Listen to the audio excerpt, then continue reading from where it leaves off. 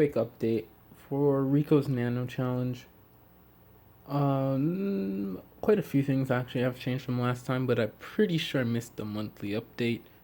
So either way, let's get into it. First things first, the light. Now, I have an unboxing video and close to ready to go. Hopefully I can get that out soon. This is an Astia 20 light. I like it. Obviously there's a few things that you could probably add to it, but for the price I think it's completely reasonable for the limits that it has. So I say this light's a great deal, but more in depth on that video later. As you can see, I got my hamster bottle auto top off set up again. Probably the greatest thing you can get on a nano reef other than a filter and lights, because as you know, stability is key. Lights, you need to grow coral, well, most coral unless it's an NPS.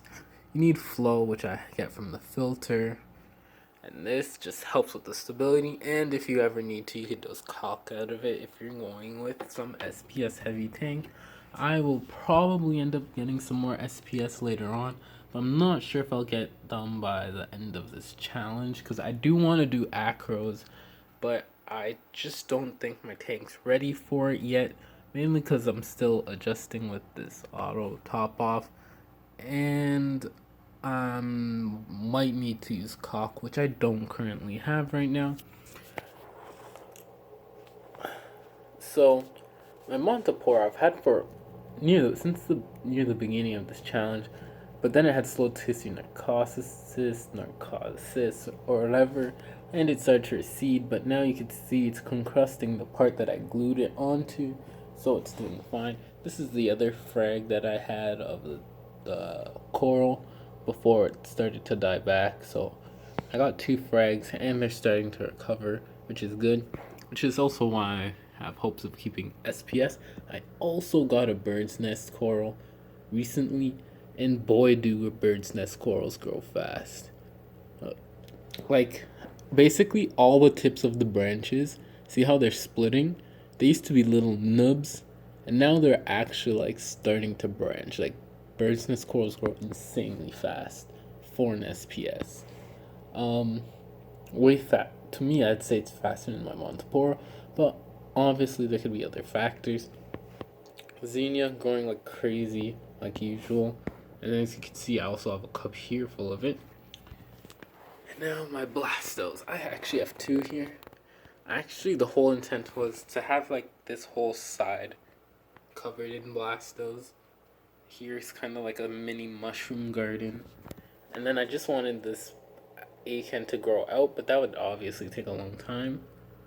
And on top here, that's a space for a coral that I want, which you'd probably see in the future, but I haven't got now.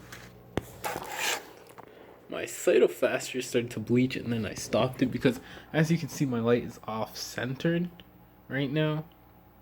The reason for that was the light was too intense for my Cytofaster and it started to bleach, so I moved it off-center, and it also helped to get this blasto open up.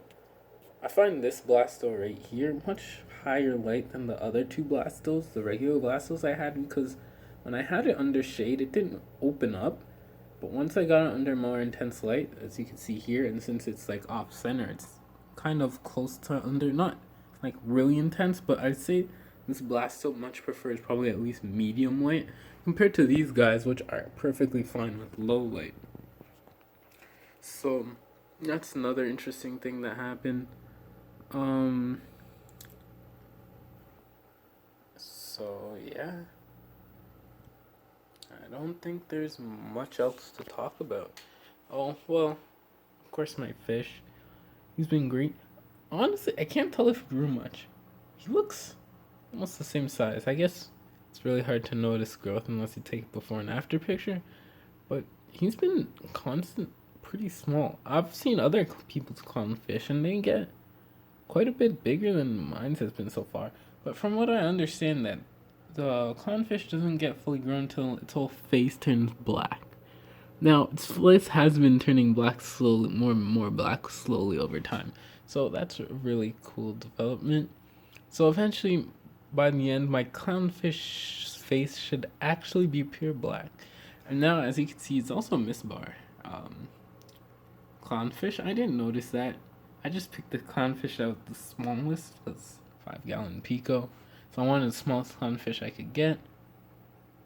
And yeah, so I like my clownfish. He's an interesting guy. He really likes me. Look. Oh. See? Put my finger there and he wants food. Oh, I shouldn't tease him like that.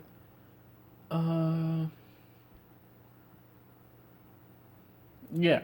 So, I don't know why my Duncan coral's closed up. That's probably the coral that I've had in the tank for a while too.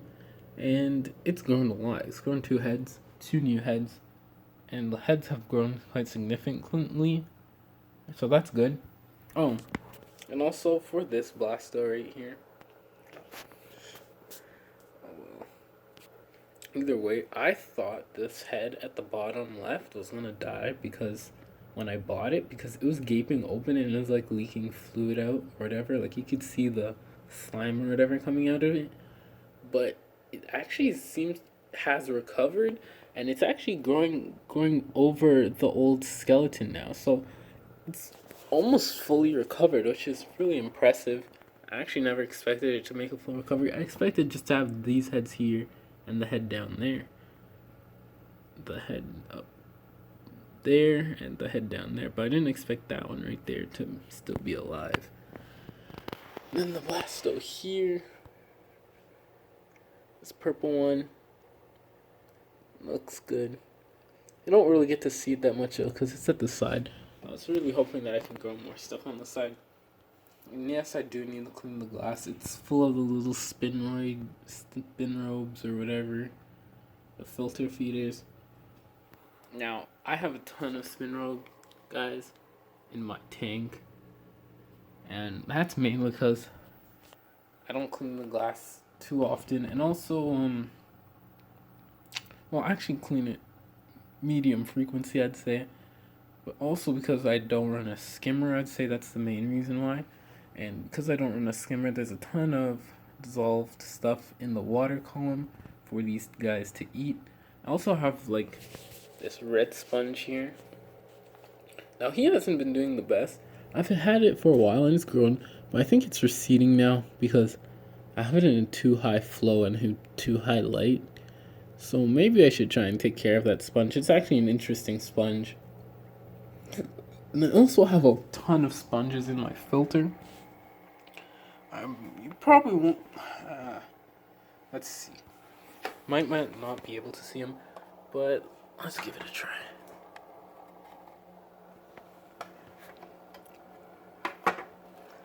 Okay,